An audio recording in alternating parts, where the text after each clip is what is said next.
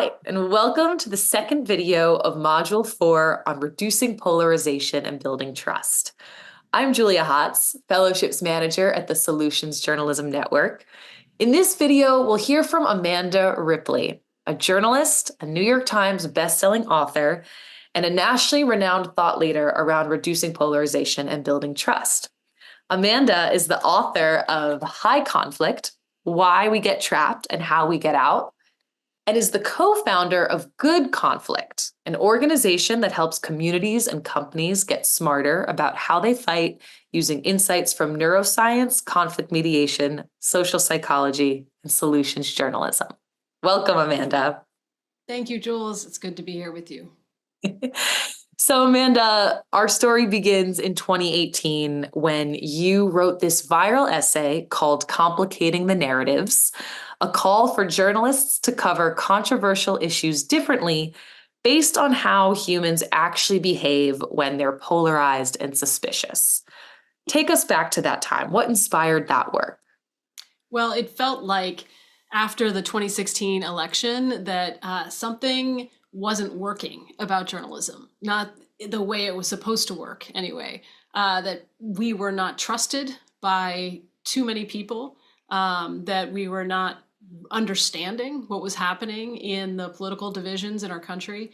And I was really kind of just at sea trying to figure out how to be helpful. I mean, it felt like any story I might do would either make things worse or have no effect at all. And so neither was super inspiring. So this was an attempt to say, okay, what can journalists learn from people who understand conflict intimately, but differently than we do? Is there anything that we are missing here? And it turned out the answer is yes, there is a lot. So this was very humbling and also really transformative for me in my work and in my personal life, as I tried to figure out how to be useful in a time of really intense conflict. Yeah, definitely. What a humbling experience that must have been, both as a journalist and as a human. And humbling because, we think of journalists as being a profession that's built on listening. But one insight I think that your essay and your reporting on this revealed is that journalists are actually not always great at listening, and that we have a ways to go with listening better. So tell me more about that. What's wrong with the way that journalists tend to listen now? Yeah, I mean, I think it's not just journalists. I think all of us think that we are better at listening than we are. But we know from research by Graham Bodie, for example, that people feel heard only about 5% of the time. So most of the time, people are not feeling like anyone is really listening to them. And this has all kinds of cascading effects, right? Particularly for journalism. So when we don't feel heard, we tend to get louder, get more extreme, right? Exaggerate and oversimplify in what we say next because we're trying to be heard.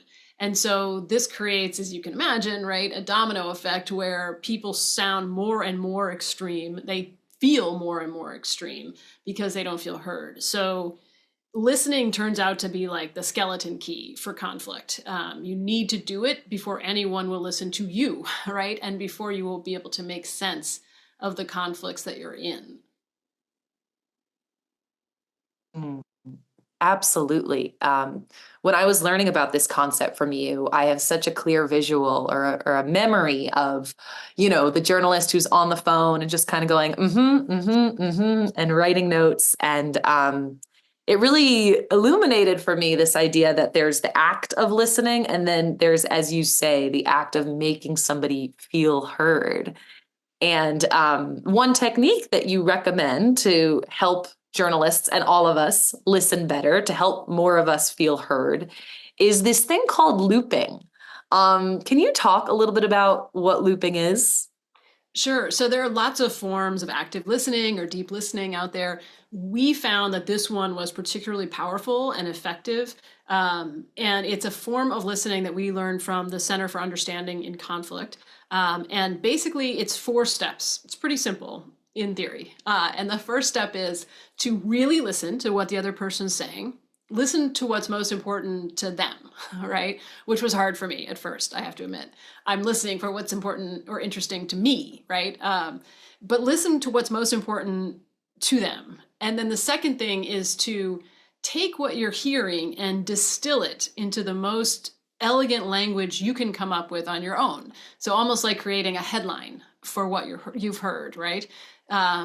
Not robotically repeating back what they said, but really trying to distill it into your own words.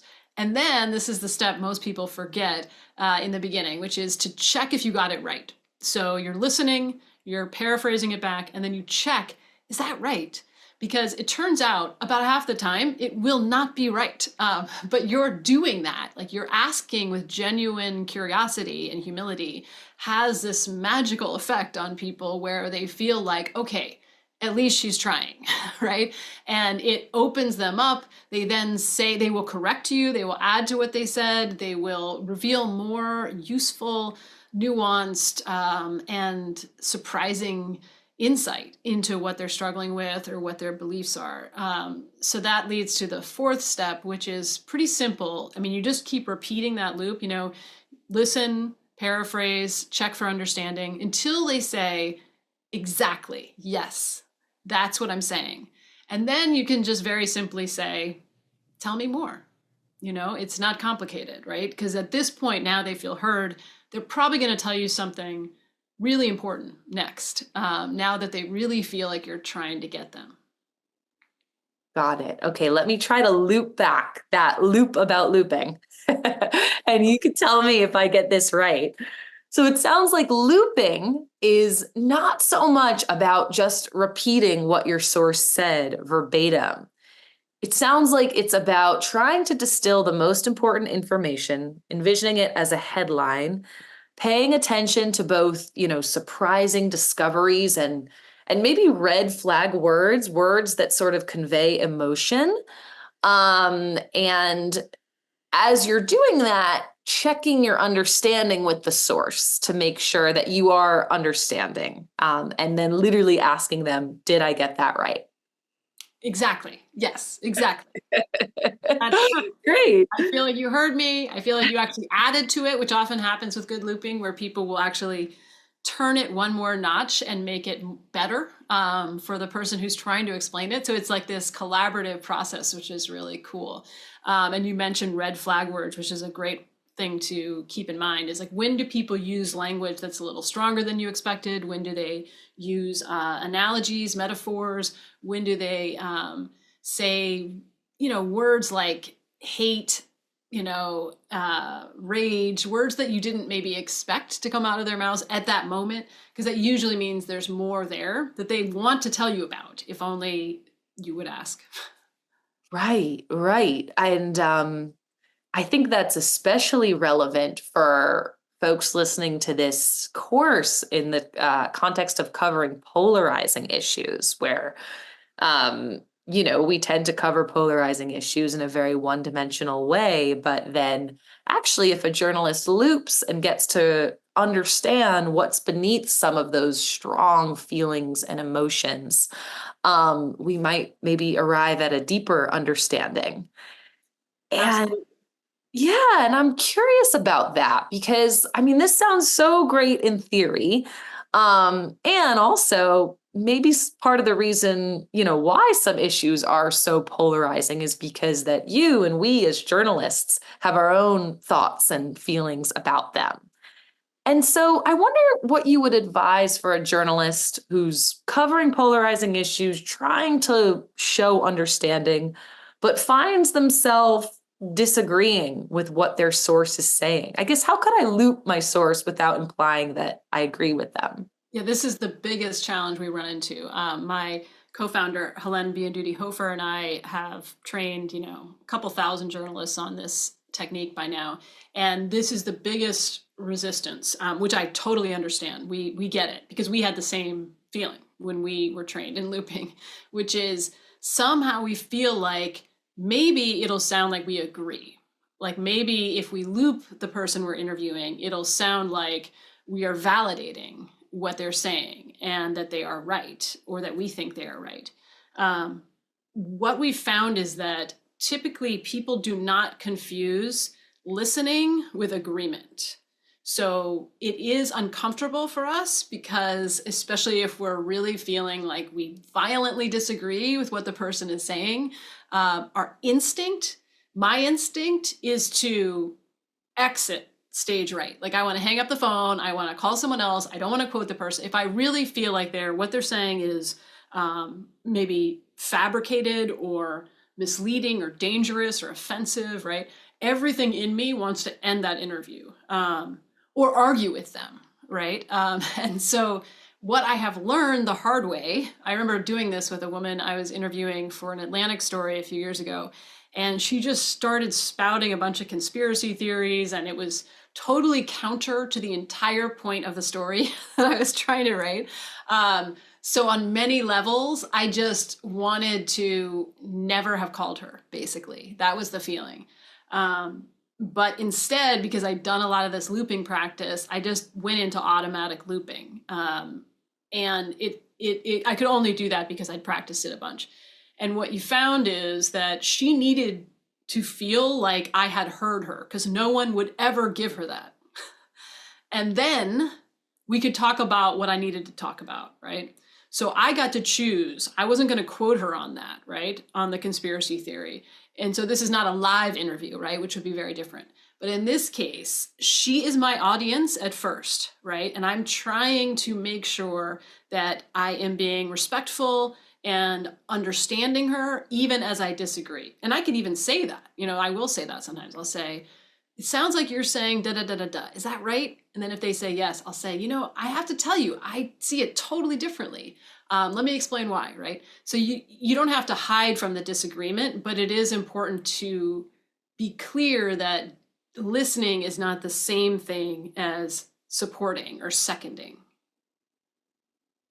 Absolutely. So well said and well explained that, we're so, I think, used to journalists kind of having this knee-jerk reaction and wanting to get the story right and wanting to, of course, when we hear things that are upsetting or untrue even, correct them and fight with them. But it sounds like what you're saying is that before anyone could consider a viewpoint other than the one they're having, they need to feel heard. Exactly. And P.S., if my arguing with, correcting, or hanging up on a person would change their beliefs, I would do it every day of the week. It doesn't work, right? So there is a kind of magical thinking that I think we're all prone to, which is if I can just, stand up to this person and tell them the truth and tell them how it is, that will change their mind. Then they will know. And that is just not how humans work, in case anyone's been asleep for the last decade. That is just not how, I wish it were, but that's not how humans work. So some of this is kind of getting clear about what is the goal and what is the range of my possible influence in this conversation. And I am really here not to persuade this person, right? That's not going to work. I'm here to try to understand them so that my audience can. Beautiful. Yeah, totally. And it sounds like, this election cycle is really an opportunity to try this other thing because, that first thing hasn't been working so well. And of course, easier said than done. I've been trying to loop you throughout this interview. It can be challenging. Great. Yeah. Yeah. But in addition to looping, as a technique to help sources feel heard, feel understood, reduce polarization, build trust, it sounds like some of it also starts with asking the right questions or asking questions that can lend themselves to answers in which sources will feel heard. Can you talk about that? How do you think about coming up with questions journalists should ask? Yes. So one of our favorite things to do is to share a list of questions that we've sort of crowdsourced with the help of the Solutions Journalism Network and our friends and partners of Good Conflict to come up with a list of different questions, like questions that help us get to the understory of a conflict, which is basically the thing it's really about. So typically journalism gets very stuck on the facts and the positions, he said, she said kind of things in any conflict, right? And that's fine and that's important. But in high conflict or really intractable, sticky, dysfunctional conflict, which is what we are in, that kind of surface level back and forth doesn't actually get you anywhere, and it gets really repetitive and, frankly, boring over time. So what you need is to understand, what is the thing underneath this? What is the understory driving the conflict? And usually it's one of only a handful of things. But that's the juiciest part. That's the part that's going to help your audiences understand the conflict or themselves or the world a little better. And usually, not always, usually it's about power and control, care and concern, respect and recognition, stress and overwhelm. It's one of those things.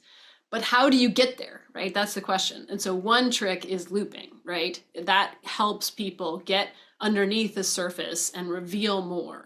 But the other technique that you mentioned is different questions, revealing questions. And these tend to be from questions that people who work in a lot of really ugly conflict have shared with us. People like, negotiators in conflict zones, divorce lawyers, family therapists, rabbis, ministers, people who understand human behavior in conflict differently than journalists do. So, sorry, I had just pulled this up. Where'd it go? There it is. This is great. And this little bit could be edited out. Don't worry, but you're great. Lost in my own. Yeah, this is great. So maybe if you want, I can loop that and then ask you about some examples, questions. Let's do that. Yeah. Thanks. So it sounds like the importance of asking the right questions come from getting to the understory. Maybe, unpacking what's behind some of those red flag words, some of those surprising insights that looping can reveal.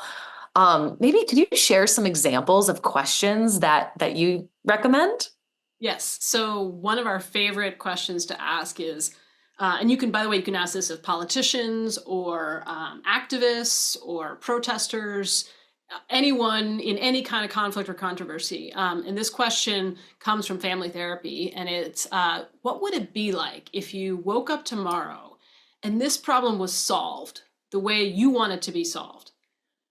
How would you know? Like, walk us through that day. Literally, you wake up in the morning, what happens? And one of the things that this question can do is that it gets us out of the trenches of saying what's wrong and what's terrible and what horrible things are going to happen, which is where we usually spend time in journalism. And we ask people to imagine the thing they most want, which they very rarely actually think about. Like, people who are in a lot of toxic conflict very rarely talk about or think about what it will be like if they succeed. It's much more focused on what it will be like if they fail. So this kind of opens up a lot of interesting paths for what is really going on in this conflict. Sometimes people will struggle to even answer the question because, in fact, if they won, it wouldn't change their life that much. But it certainly feels like it would. But in other cases, the difference is subtle. I remember asking a Senate chief of staff this question on Capitol Hill. What would it be like if the problem of political polarization went away? How would you know? And he said that, well, first of all, he would wake up and want to go to work. And he would want to listen to NPR. And he would feel like there was a potential of solving some small problem or big problem that day, all of which is a different feeling than what he feels right now. So those are the kind of questions that can help us get to the understory, get to the useful, very rarely seen part of the conflict. So beautifully said. What a moment that must have been for you to hear that answer, to see in real time the power of a different kind of question, a question that, I bet our sources often don't consider. And then that help you as a journalist sort of also envision what's possible and maybe inform the direction of your reporting. I guess my last question around this, and that's a beautiful anecdote right there, is what you've witnessed in terms of how these techniques actually do reduce polarization and build trust. You know, it sounds like this essay and then the book and then Good Conflict, the organization, has its origin story in the aftermath of the 2016 election. And now, as we find ourselves on the heels of another election, what sort of proof points can you leave us with? Yeah, what we have found to be most hopeful is the way that journalists are really hungry for a different way to tell stories in conflict. Just like congressional staffers, most journalists do not actually enjoy going to work in an environment where they are deeply distrusted, where they feel threatened, where half of their audience or more does not believe they're telling the truth, even when they are really, really trying to get it right. So it's always a little surprising to me, but every time we do a workshop or share some content or some resources with journalists, I'm always a little surprised by how hungry they are to try it, to sort of take it for a test drive. It's not universally true, right? But it's always more than I expect, because I think there are so many, so many constraints on journalists and so many challenges right now, just putting polarization aside, that I feel for the dilemma. And I also am inspired by how open people are at this point, much more so than 5 or 6 years ago, to try something new. Well, what a beautiful note to end us on. And actually, maybe the very final thing we could do is to demo one of the key techniques to come out of this ourselves, demo looping. Maybe if it makes sense, I can try to loop what I've seen as the big takeaways from this conversation, and then you can loop that and add on, and we'll leave our listeners with some really good Let's do it. insights to follow. So it sounds like, especially in that last answer, we've come a long way in the 6 years, 7 years, 6 years, 7 years since that first essay. Our network, Ellen, and folks are building this really powerful discipline of helping journalists and all of us listen better. Listen better through the technique of looping, which helps us listen to show understanding, not necessarily agreement. In doing that, we help our sources feel heard. We help them then maybe even consider viewpoints that they otherwise wouldn't consider. And then as we do that, we proceed by asking questions that get into that deeper understory. And then when we do that, when we ask questions that get into the deeper understory and we loop those answers, we come away feeling like we have a better understanding of what that polarizing issue is. And hopefully we come away with our sources feeling like they can trust us more. Did I get that right so far?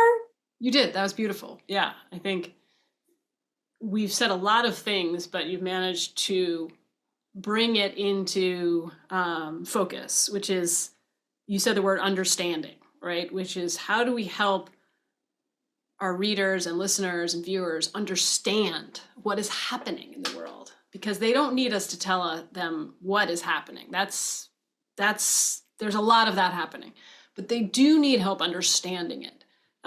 And we need help understanding it, understanding each other, ourselves, and the problems that we're facing, which is what solutions journalism is trying to do. It's what Good Conflict is trying to do. And these things are kind of like pieces of a puzzle as we try to figure out, how do we give people what they need in this modern age when we're inundated, right, with information, but bereft of trust.